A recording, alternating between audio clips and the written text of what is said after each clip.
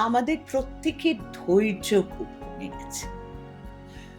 ধৈর্য একেবারে নেই বললে যেটা বোঝায় প্রায় সেই রকম।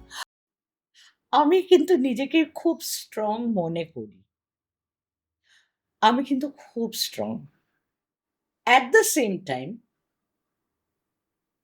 আমি কিন্তু কোনো কিছুকে ভেঙে ফেলার, আলাদা করার পক্ষপাতী নই। কারণ আমার মনে হয় একজন স্বামী-স্ত্রী আমার যেটা মনে হয় এখন আমরা আমাদের প্রত্যেকের ধৈর্য খুব কমে গেছে।